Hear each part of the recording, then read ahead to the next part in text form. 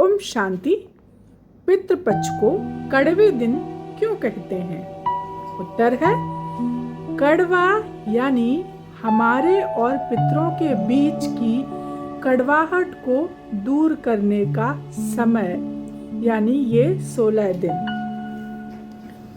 तो पितर माना हमारे घर की सभी आत्माएं, चाहे कोई भी हो, पितर ही मानी जाएंगी। पितृ का अर्थ होता है आत्माएं जो हमारे घर से चली गईं, जिन्होंने शरीर छोड़ा। तो यहाँ पे पितृ केवल पिता के लिए यूज नहीं किया गया है। पितृ माना हमारे घर से जो भी आत्माएं शरीर छोड़ी हैं, चाहे वो कम उम्र वाले बच्चे भी हो सकते हैं, कोई घर की कोई भी जवान महिला या पुरुष कोई भी हो सकता है। तो जो पहले थे लेकिन अब नहीं है, उनको पितर यानी कि आत्माएं कहा जाता है। तो यहाँ पे मेल और फीमेल के लिए यह शब्द नहीं है, यह शब्द है आत्माओं के लिए। तो कड़वाहट कौन सी कड़वाहट को दूर करते हैं कि हमारे घर की जो भी आत्माएं जो अचानक शरीर छोड़ दी, जो चाहे एक्सीडेंट से हो, कोई दुर्घटना से हो, उनके और अन्य किसी भी कारण से हो, तो उनके और अन्य जीवित आत्माओं के साथ जो कड़वे संबंध रहे होंगे या फिर जो भी उनकी अधूरी इच्छाएं थी वो रही होंगी, तो उनको चुक्त करने का समय यह कहा जाता है। उनसे माफ़ी मांगने और माफ़ करने का समय भी कहा जाता है कि उनसे हमारे जो भी हिसाब किताब हो वो कैसे हो जाए, चुकता हो जाए। उनसे माफ़ी मांगनी हो तो उनसे अपनी जाने अनजाने हुई गलतियों की हम माफ़ी मांग सकते हैं, और उनकी आत्मा की शांति के लिए कि वो जहाँ भी हैं, जिस चोले में हैं, उनको उसी अवस्था में सुख शांति वैभव मिले। उनके निमित्त दान पुण्य सेवा करते कि इस दान पुण्य को हम अपने पितरों को अर्पित करते हैं। इन 16 दिन में क्या करते हैं? दान पुण्य सेवा, कि हमने जो भी कुछ भी कर रहे हैं तो उसके बदले में हमारे पूर्वजों को क्या मिले? सुख शांति वैभव मिले। और फिर क्या करते हैं? फिर उनसे आशीर्वाद प्राप्त करते हैं। माना अगर जाने अनजाने हमारे द्वारा किसी भी कर्म से अगर उनको कष्ट पहुंचा है, तो उन्हें हम अपनी गलतियों की माफ़ी मांगकर उनसे अपने बैड वाइब्रेशन को आशीर्वाद में बदल लें, है ना। तो उसके बाद क्या होता है, जब उनके जो बैड वाइब्रेशन हैं, जब हम पॉजिटिव में बदल लेते हैं, आशीर्वाद के रूप में बदल लेते हैं, तो फिर वो हमारे क्या हो जाते हैं? हमारे सहायक। एक जब बैड एनर्जी अगर पॉजिटिव एनर्जी में चेंज हो जाती है तो हमारे सारे कार्य बनने लगते हैं। तो फिर जैसे ही कड़वे दिन खत्म होते हैं तो सारे जो अपने शुभ कार्य जो होते हैं वह किए जाते हैं। तो गणेश चतुर्थी के बाद ही क्यों आते हैं ये कड़वे दिन?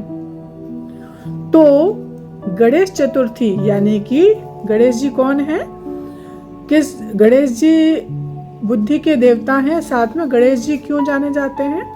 वो अपनी माता पिता की भक्ति भावनाओं के प्रति जाने जाते हैं। तो जब गणेश जी आते हैं तब उनकी हम कहानी भी सुनते हैं, उनकी महिमा भी जानते हैं। तो जब उनकी जो कहानी, उनके गुणों से जब हम प्रभावित होते हैं, तो उसी अवस्था में ये पितृ पक्ष आ जाते हैं। तो फिर हमको यह सीख मिलती है उनके द्वारा कि हमें अपने माता पिता की सेवा करनी चाहिए। माता पिता ही हमारी संसार हैं, माता पिता ही हमारे संसार हैं।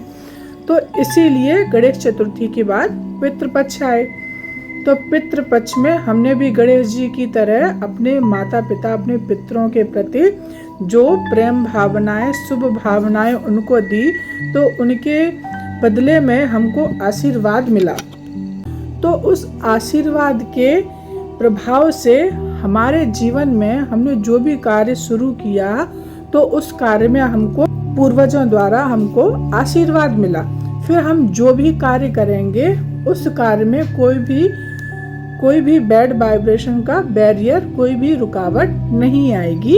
इसीलिए नवरात्रि से पहले पितृपक्ष आते हैं, पितृपक्ष से पहले गणेश चतुर्थी आती है। नवरात्रि में सारे शुभ कार्य शुरू हो जाते हैं और पितृपक्ष में वही सारे शुभ कार्य जो भी है कुछ भी नया नहीं करते। कहते हैं ना, पितृपक्ष में कुछ भी नया नहीं करते।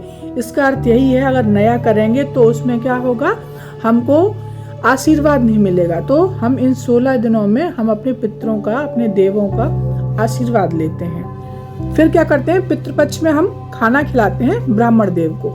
तो ब्राह्मण देव को खाना खिलाने का चलन कैसे शुरू हुआ कि ऐसा माना जाता है कि पहले के टाइम में ब्राह्मणों के शरीर में पितृ हमारे आकर भोजन करते थे। ऐसा माना जाता था कि जब हम ब्राह्मण को भोजन खिलाते थे तो माना हमारे पूर्वजों ने खाना खा लिया। तो एक तरह से इस मान्यता के अनुसार खाना खिलाते हैं। और दूसरा कहते हैं कि हमारे जो पूर्वज थे सचमुच में कौन थे, देवता थे। तो पिछले कल्प के जो देवता, माना सृष्टि के शुरुआत में जिन देवी देवताओं का इस सृष्टि पर राज्य रहा, तो वही देवता सतयुग, त्रेता, द्वापर, कलयुग, इस कलयुग अंत तक आते आते वो देवता वो अभी ब्रह्म कुमार कुमारियों के रूप में जाने जाते हैं। सतयुग के देवता और कलयुग अंत के कौन, ब्रह्म कुमार कुमारियां। यानी कि सच्चा ब्राह्मण वो जो श्रीमत पे चले। श्रीमत माना भगवान के रास्ते पे, भगवान के बताए हुए रास्ते पे चले, उसको बोलते हैं सच्चा ब्राह्मण। तो यहाँ पर कहा जाता है द्विज ब्राह्मण को खाना खिलाने से बहुत ही लाभ रहता है। कैसे ब्राह्मण को भोजन खिलाना